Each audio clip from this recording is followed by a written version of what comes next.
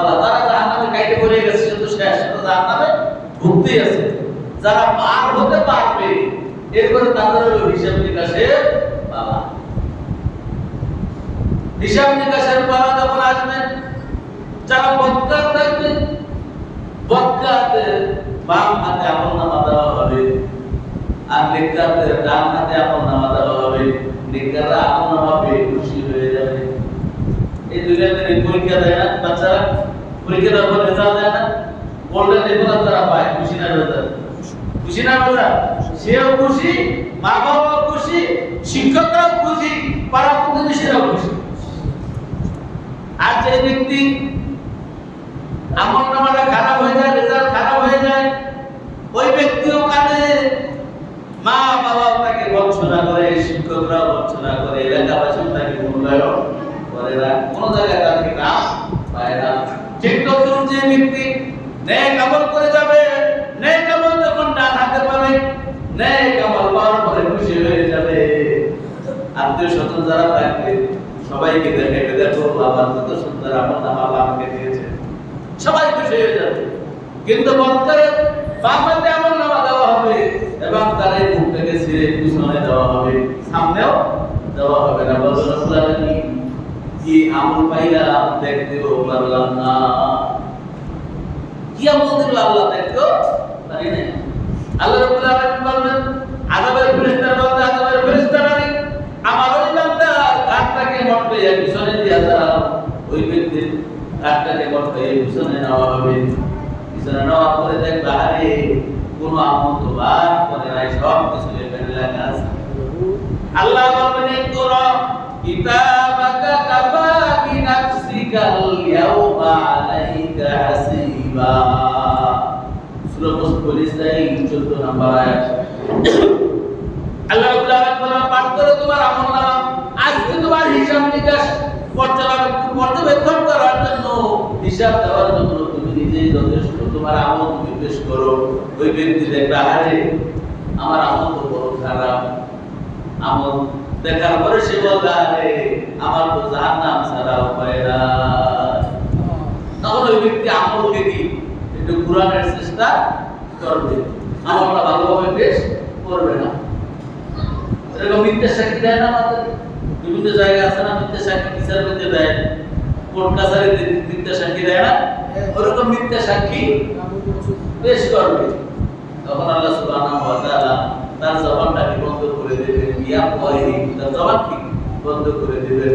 ওয়া তুকাল্লিমুনা আইদিহিম, তার হাত কি অপকর্ম করেছে হাত বলে দেবে। ওয়া তাশহাদু আরজুলুহুম, তার পা কি অপকর্ম করেছে পা বলে দেবে। প্রত্যেকটা অঙ্গ প্রত্যঙ্গ সাক্ষী দিয়ে দেবে। বিমা কানু ইয়াকসিবুন, কারণ আল্লাহ পাক রব্বুল আলামিন এটাই তাদেরকে নির্দেশ করবেন। প্রত্যেকটা অঙ্গ প্রত্যঙ্গ আছে, অঙ্গ প্রত্যঙ্গকে মালিশ করার জন্য কত রসুন, সাবান, শ্যাম্পু কত কিছু ব্যবহার করি। আরেকজনটা বাইরে চুরি চামারি করে কি করি, পেটেও দেই, শরীরেও কি করি, মালিশ করি। এই পেট প্রত্যেকটা অঙ্গ প্রত্যঙ্গকে কিয়ামতের ময়দানে আমার বিরুদ্ধে সাক্ষী দিবে।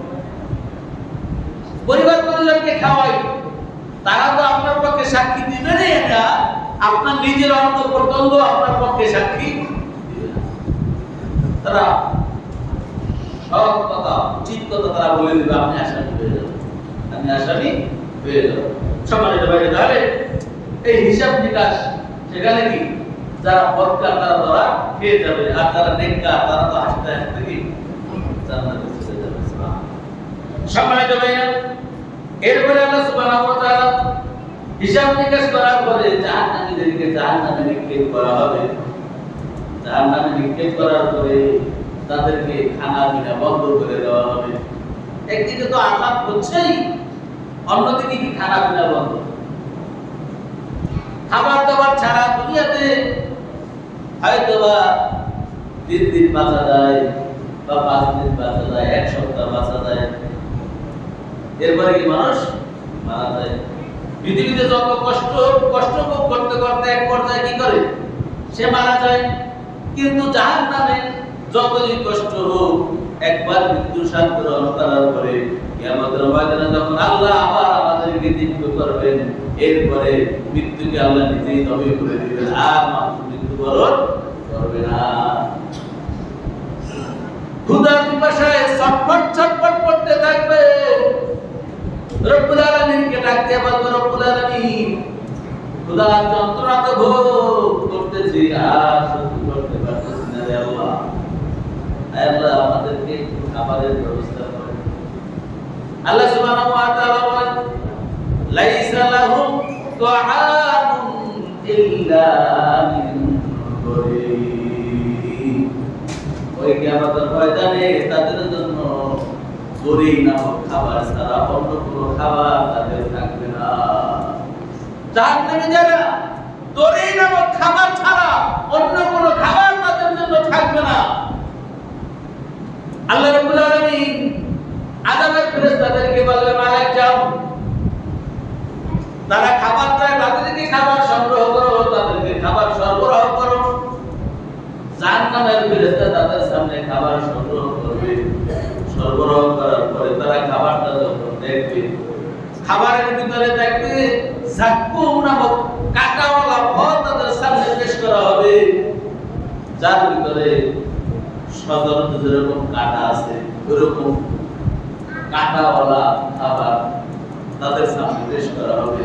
ওদিকে তো ক্ষুধা, প্রচন্ড যন্ত্রণা, যাই পাই তাই দিয়ে কোন রকম জানটাকে বাঁচাই।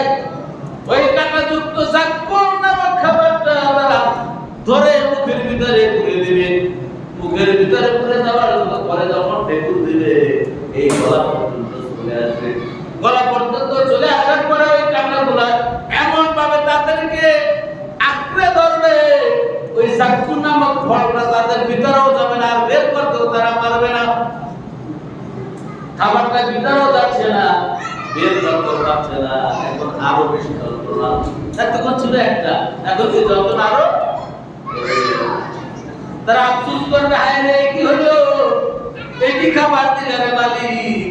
পৃথিবীতে এত সুন্দর খাবার খেয়েছি, এত সুন্দর ফল খেয়েছি, এত সুন্দর আম খেয়েছি, এত সুন্দর কিছু খেয়েছি, তুমি এখন কি ফল দিলে রে মামনি, যে ফলটার এত গন্ধ, যার চেয়ে দুর্গন্ধ পৃথিবীতে একটা দুর্গন্ধ কোনোদিন দেখি নাই।